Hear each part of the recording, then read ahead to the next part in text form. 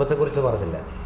കുടുംബത്തെക്കുറിച്ച് പറഞ്ഞപ്പോൾ ഈ അഡ്വഞ്ചറിലൊക്കെ കുറച്ച് താല്പര്യം നമ്മളെ രണ്ടാമത്തെ മകൾക്കുണ്ട്, താഴെ മകനക്കുണ്ട്. എന്താണ് മക്കൾക്കുള്ള എന്താണ് താല്പര്യം? ഇതിലൊക്കെ ഈ ഹോഴ്സ് റൈഡിങ്ങിലൊക്കെ അവർക്കും താല്പര്യമുണ്ട്. രണ്ടാമത്തെ മകൾക്ക് അതുപോലെ ഏറ്റവും താഴെ മകളുടെ രണ്ടാമത്തെ ആൾ സെറിൻ. മൂന്നാമത്തെ ഫർസിൻ. നാലാമത്തെ ആളാണ് ആൺകുട്ടി. അവൻ്റെ മുഹമ്മദ് ഫായിസ്. മുത്താള് റിൻസി. വൈഫ് ഇങ്ങനെയുള്ള അഡ്വഞ്ചറസ് കാര്യങ്ങൾക്കൊക്കെ വേണ്ടി പോകുമ്പോൾ അലിക്കുട്ടിയെ ഡിസ്കറേജ് ചെയ്യുമോ എൻകറേജ് ചെയ്യുമോ? പുള്ളിക്ക് താല്പര്യമില്ല ശരിക്കും പറഞ്ഞു കഴിഞ്ഞാൽ. പേടിയാണ്, ഭയങ്കര പേടിയാണ്. അപ്പം എൻ്റെ കൂടെയൊക്കെ ഇവിടേക്ക് മറ്റേ ഡെസേർട്ടിലേക്കൊക്കെ വരുമ്പോൾ ഈ കുത്തനായിട്ടുള്ള ഈ ഇറക്കങ്ങളും അതുപോലെ കുത്തനുള്ള കയറ്റങ്ങളും പിന്നെ ഈ നമ്മളെ ഈ കിണറിൽ കിടന്ന് റൗണ്ട് അടിക്കില്ലേ, അപ്പം അതുപോലെ ചില പൂഴിക്കുന്നുകളുണ്ട് ഇങ്ങനെ സൈഡായിട്ട്. അപ്പോൾ ഇങ്ങനെ വണ്ടി ഇങ്ങനെ ആയിരിക്കും ഓടുക. അപ്പോൾ ഇതൊക്കെ എൻ്റെ വൈഫിന് വളരെ പേടിയാണ്. അപ്പോൾ അവിടെ എത്തുമ്പോഴത്തേനും പുള്ളി ഒരു 2-3 പെനഡോൾ എടുത്ത് കഴിച്ചിട്ടുണ്ടാവും തലവേദന തുടങ്ങിയിട്ട്. അല്ല പുള്ളിയുള്ള അപ്പം ഇപ്പം എടുക്കാറില്ല, മേൽക്കൂടെ എടുക്കാറില്ല, താഴത്ത് കൊടുക്കുമ്പോൾ അവരെ വീട്ടിലിറക്കി അവരെ ഫുഡും സാധനങ്ങളൊക്കെ താഴത്ത് ഇറക്കിയതിന് ശേഷം ഞങ്ങൾ വേറെ ബാച്ചിലറായിട്ട് വിളിച്ചിട്ട്. ഇവിടുത്തെ ജീവിതം എല്ലാ കുടുംബം മൊത്തം ആസ്വദിക്കുകയാണ്, എൻജോയ് ചെയ്യണം ശരിക്കും ദോഹയിലെ ജീവിതം? ദോഹയില് ശരിക്കും എൻജോയ് ചെയ്തിട്ടാണ് പോകുന്നത്. നാട്ടിലായിരുന്നെങ്കിൽ ഒരു പക്ഷേ ഇത്രയും അധികം എൻജോയ് ചെയ്യാൻ പറ്റില്ലായിരുന്നു തോന്നിയിട്ടില്ല? അങ്ങനെ തോന്നിയിട്ടില്ല. നാട്ടിലും ശരിക്കും പറഞ്ഞാൽ ചെന്നിറങ്ങേണ്ട താമസമുള്ളൂ. അവിടെ ഇതുപോലെ എന്തെങ്കിലുമൊക്കെ പരിപാടികളായിട്ട് സാമ്പത്തിക ഭദ്രത തോന്നുന്നു അല്ലേ? അതെ അതെ. ദോഹ ശരിക്കും പറഞ്ഞാൽ വ്യവസായത്തിന് പറ്റിയ ഒരു അനുകൂലമായ മണ്ണല്ലേ? ഇനിയിപ്പോൾ ദോഹ വിട്ടുകൂടെ തന്നെ എങ്ങോട്ട് പോകാൻ ആഗ്രഹിക്കുന്നില്ല? ഇപ്പോൾ ദുബൈയിലൊരു സ്ഥാപനം തുടങ്ങിയിട്ടുണ്ട്. റെന്റ് കാർ തുടങ്ങിയിട്ടുണ്ട്. അവിടെ ആരും നോക്കുന്നു? അവിടെ ഇപ്പോൾ ഒരു മാനേജറുണ്ട്, അവിടെ ഒരു മാനേജർ അപ്പോയിൻ്റ് ചെയ്തിട്ടുണ്ട്. ഇനിയിപ്പോൾ സൗദിയിലും തുടങ്ങാനുള്ള പരിപാടിയുണ്ട്. അപ്പോൾ ഈ ബിസിനസ് തന്നെ എല്ലായിടത്തും ഡെവലപ്പ് ചെയ്യാന്നുള്ളത്? അതുകൂടാതെ എന്താണ് പുതിയ സ്വപ്നം? ഇനി എന്തൊക്കെ വേറെ റെന്റ് കാർ അല്ലാതെ മറ്റ് പുതിയ ഒരു പരിപാടി എന്ന് പറഞ്ഞാൽ ഒരു പക്ഷേ ഹോഴ്സ് റൈഡിങ്ങിൻ്റെ ഒരു ക്ലബ്ബ് നാട്ടിൽ തുടങ്ങാന്നുള്ളൊരു പരിപാടിയുണ്ട്. അങ്ങനെ ക്ലബ്ബ് നാട്ടിലുണ്ട്?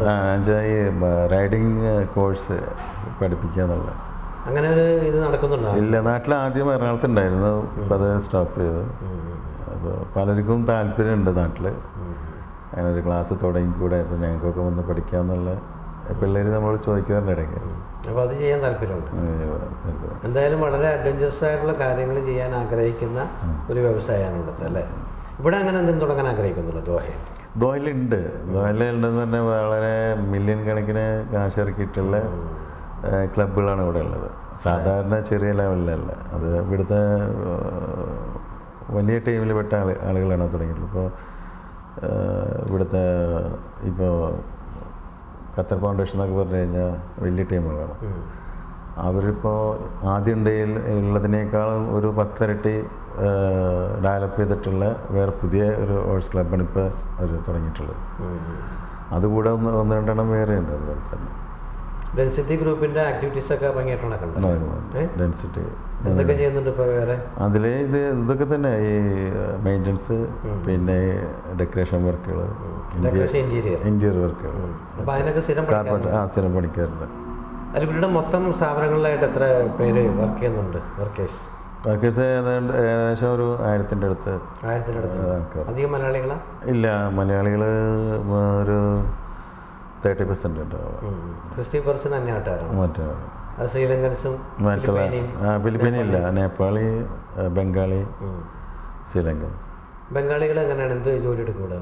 ബംഗാളികൾ കാർപ്പൻറ്റർ വർക്കുകൾ, ഓഫീസ് വർക്ക് അങ്ങനെയുള്ള കാര്യങ്ങളൊന്നും ചെയ്യാൻ പറ്റില്ല. അത്ര കുഴപ്പമില്ല, പക്ഷേ അവൈലബിളാണ്. പക്ഷെ അങ്ങനത്തെ ഒരു കാറ്റഗറിയിലേക്ക് ഞാൻ ആളെടുത്തിട്ടില്ല. മലയാളികളായ പണിക്കാരിൽ നിന്നും നല്ല അനുഭവമാണോ കിട്ടിയിരിക്കുന്നത്? മലയാളികളുടെ അനുഭവത്തിൽ നിന്ന് നല്ലതും ചീത്തയും കിട്ടുന്നുണ്ട്. നല്ലവരായ ആളുകളുണ്ട്, അതുപോലെ കുറച്ച് നന്ദികേട് കാണിക്കുന്നവരുണ്ട്. നന്ദികേട് കാണിക്കുമ്പോൾ അവരെ പിരിച്ചുവിടുകയാണോ ചെയ്യുന്നത്? നന്ദികേട് നമ്മളിപ്പോൾ സാധാരണ അവരോട് പറയാറെന്ന് വിചാരിച്ചാൽ നിങ്ങൾക്ക് താല്പര്യം ഉണ്ടെങ്കിൽ വർക്ക് ചെയ്യുക, നമ്മൾ ഫോഴ്സ് ചെയ്തിട്ട് നിങ്ങളെ വർക്ക് ചെയ്യിക്കുന്നില്ല. നിങ്ങൾക്ക് ഒരു ജോലി വേണമെന്നുള്ളത് നിങ്ങളുടെ ആവശ്യം. ഞാൻ എൻ്റെ ഇത് ജോലി ഉണ്ടെന്നുള്ളത് നിങ്ങൾക്ക് ആ ജോലി തരാം. നിങ്ങൾക്ക് താല്പര്യം ഉണ്ടെങ്കിൽ വർക്ക് ചെയ്യുക, ഇല്ലെങ്കിൽ റിസൈൻ ലെറ്റർ തരും. നിങ്ങൾക്ക് താല്പര്യം ഇല്ലെങ്കിൽ ഇപ്പോൾ ഞങ്ങളുടെ മാനേജ്മെൻറ്റ് മോശമാണെങ്കിൽ റിസൈൻ ലെറ്റർ തന്നിട്ട് നിങ്ങൾക്ക് പോകാം. ബുദ്ധിമുട്ടുണ്ടാക്കരുത്. അതായത് ഇപ്പോൾ മലയാളിയുടെ ഒരു പ്രത്യേകത വെച്ചാൽ ഞാൻ പോവുകയല്ലേ ഏതായാലും, അപ്പോൾ അതിനോടൊപ്പം തന്നെ ഈ കമ്പനി ഒന്ന് എങ്ങനെയെങ്കിലും ഒന്ന് പൊളിച്ച് കൈ കൊടുത്ത് പോകാൻ പറ്റുമോ എന്നുള്ളതാണ് ശ്രമം. അതേസമയം ഒരുപാട് നല്ല മലയാളികളുണ്ട്, വർക്ക് ചെയ്യുന്നുണ്ട്, ഒരുപാട് ആൾക്കാർ അങ്ങനെ ഉണ്ട്. പക്ഷെ അങ്ങനെ കുറേ ആൾക്കാരുള്ളത് കൊണ്ട് നമുക്ക് കുറേ കമ്പനിക്ക് കൊണ്ടുണ്ടായിട്ടുണ്ട്. കാരണം വെച്ചാൽ പണിക്കാരുടെ ഇടയിൽ തന്നെ ഇപ്പോൾ എന്തെങ്കിലും ഒരാളൊരു പ്രശ്നം ഉണ്ടാക്കാൻ തുടങ്ങുന്നുണ്ടെങ്കിൽ അതിലുള്ള നല്ല മലയാളികളെ അത് വിളിച്ച് നമ്മൾ അറിയിക്കും. സാറേ ഇങ്ങനെ ഇങ്ങനെ സാറേ ഒരു പ്രശ്നം ഒരാൾ ചെയ്യുന്നുണ്ട്, അപ്പോൾ അതുകൊണ്ട് എത്രയും പെട്ടെന്ന് അതിനുള്ളൊരു ആക്ഷൻ എടുത്തേക്ക് ഇങ്ങനെയൊക്കെ നടക്കുന്നുണ്ട്. പക്ഷെ എല്ലാവരും ഇല്ല, വളരെ കുറഞ്ഞ ആൾക്കാരൊക്കെയുള്ള അങ്ങനത്തെ പ്രശ്നക്കാർ. അധികം കുറേയൊക്കെ ആൾക്കാർ നല്ലവർ തന്നെ. നാടിനെ കുറിച്ച് ഇവിടെ ജീവിക്കുമ്പോൾ എന്ത് തോന്നുന്നു ശരിക്കും പറയാന്ന് വെച്ചാൽ ഇവിടെ വളരെ സിസ്റ്റമാറ്റിക് ലൈഫാണ്. എല്ലാ വിധത്തിലും വികസനം വർദ്ധിച്ചു കൊണ്ടിരിക്കുന്ന ഒരു രാഷ്ട്രമാണ് ഖത്തർ. എല്ലാവിധ സൗകര്യങ്ങളും ഇവിടെ ഉണ്ട് ശരിക്കും പറഞ്ഞു ജീവിക്കാൻ, കുടുംബമായിട്ട് ജീവിക്കാൻ. അത്രയും അത് വെച്ച് കമ്പയർ ചെയ്യുമ്പോൾ എന്ത് തോന്നുന്നു നാടിനെ കുറിച്ച്? ജീവിക്കാൻ സുഖമല്ല ഉണ്ടെങ്കിൽ ഇവിടെ സ്വന്തം നാട് തന്നെയാണ് ഏറ്റവും നല്ലതാണ്. ഏറ്റവും സുഖം അല്ലേ? ജനിച്ച നാടിൻ്റെ ഒരു നമ്മുടെ ചുറ്റുപാടും നാട്ടുംപുറം സിറ്റി ആയാലും അത് കിട്ടില്ല. നമ്മുടെ നാട്ടിലിപ്പോൾ ഒരു സൈക്കിൾ ചവിട്ടി പോവുകയാണെങ്കിൽ ആ ഒരു സുഖം നമുക്ക് ഇവിടെ BMW പോകുമ്പോൾ കിട്ടില്ല. അതിനിടയിൽ കാണുന്ന സുഹൃത്തുക്കളും അല്ലേ, കാരണവന്മാരും. അതെ. ഏത് വണ്ടിയാണ് ഉപയോഗിക്കുന്നത്? ഞാൻ ഇവിടെ എല്ലാതരം വണ്ടിയും ഉപയോഗിക്കുന്നുണ്ട്. നേരത്തെ അടുത്ത് പറഞ്ഞു വണ്ടി ക്രൈസാന്ന് പറഞ്ഞു, ഓൺലൈൻ ചോദിച്ചു. അതെ, BMW ഉണ്ട്, പിന്നെ ലാൻഡ് ക്രൂസർ ഉണ്ട്, ഹാർലി ഡേവിഡ്സൺ ഉണ്ട്. ഇവിടുത്തെ ഏറ്റവും നല്ല വണ്ടി ഏതാണ്? അറബ്സ് ഉപയോഗിക്കുന്ന ഏറ്റവും നല്ല കാർ?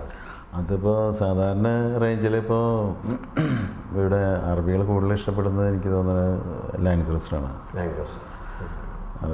ഒട്ടേറെ വർഷങ്ങളായിട്ട് അവർ ഇഷ്ടപ്പെടുന്ന ഒരു വാഹനമാണ്. അതെ, ഒരു മൾട്ടി പർപ്പസ് ആയിരുന്നു. അല്ല ഇപ്പോൾ ഡെസേർട്ടിലൊക്കെ ആണെങ്കിലും പിന്നെ അതുകൂടാണ്ട് അവർ ബെൻസ് BMW ഒക്കെ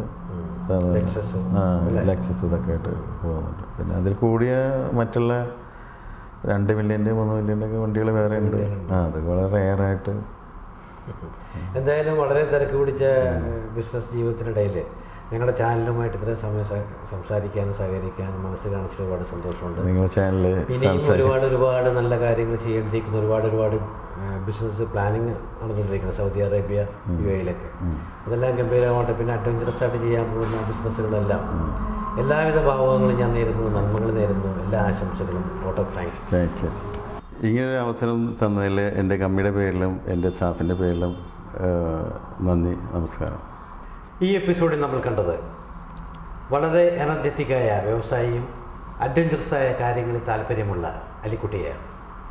ഒട്ടേറെ വർഷങ്ങൾക്ക് മുമ്പ് തൃശ്ശൂർ ജില്ലയിലെ പാവർട്ടിയിൽ നിന്നും വന്ന് ഇപ്പോൾ ഇവിടെ ഡെവലപ്പ് ചെയ്തു വരുന്ന ഖത്തർ നഗരത്തിൽ നല്ല ഒരു ബിസിനസ് ചെയ്യുന്ന അലിക്കുട്ടിക്ക് എല്ലാ അനുമോദനങ്ങളും നമുക്ക് നൽകാം, എല്ലാ വിശ്വസും നൽകാം. അടുത്ത എപ്പിസോഡിൽ വീണ്ടും കാണാം. ചോദ്യം ഇതാണ്: രാഷ്ട്രപതിയുടെ സ്വർണ്ണ മെഡൽ അവാർഡ് നേടിയ ആദ്യ മലയാള ചിത്രം ഏതാണ്? ചോദ്യം ഒന്നുകൂടി: രാഷ്ട്രപതിയുടെ സ്വർണ്ണ മെഡൽ അവാർഡ് നേടിയ ആദ്യ മലയാള ചിത്രം ഏതാണ്? നിങ്ങളുടെ ഉത്തരം ഇനി പറയുന്ന ടെലിഫോൺ നമ്പറിൽ വിളിച്ചറിയിക്കുക. ഞങ്ങളെ വിളിക്കേണ്ട ഫോൺ നമ്പർ 0484231778 അല്ലെങ്കിൽ 83. ഫോൺ നമ്പർ ഒരിക്കൽ കൂടി 0484231778 അല്ലെങ്കിൽ 83.